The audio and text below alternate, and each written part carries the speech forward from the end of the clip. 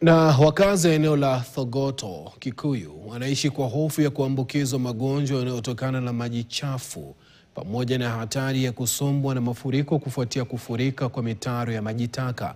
Baadhi yao walijitokeza kujaribu kuisafisha mitaro hiyo, wakieleza kusikitishwa kwao na kutokamilika kwa ujenzi wa baadhi ya barabara eneo hilo. Wanasema hali hiyo imezidisha tatizo la maji kusimama na mitaro kuziba, hali inayohatarisha maisha yao hasa wakati wa mvua kubwa. Wakazi hao wameitaka serikali ya kaunti ya Kiambu kuharakisha juhudi za kuzibua mitaro hiyo.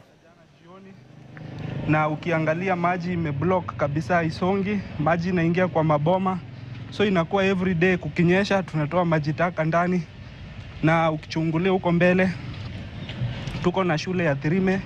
Watoto wanakuwa na shida kubwa sana wakati wanapoenda shule. Kama tumefanya nini ili tuacho hivi? Tuko na tunyumba ya kukodesha, hakuna mtu. Wametoroka wote sababu ya matope. Tusaidieni. Na hapa tuko na hospitali inaitwa Orthodox Hospital, hospitali ya kipekee yenye iko kwa hii mtaa.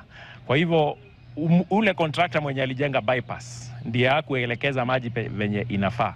Na tunaomba pia serikali kuu kupitia Kenha na Kura wakuja wahakikisha kwamba hii maji yenye inafaa kuteremka na barabara ya Wanutu imepelekwa mpaka Nyongara na Kafudhi River ikiwa na proper storm drains.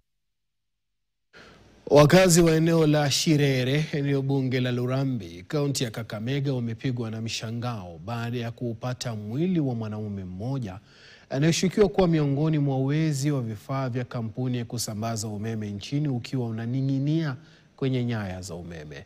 Wakizungumza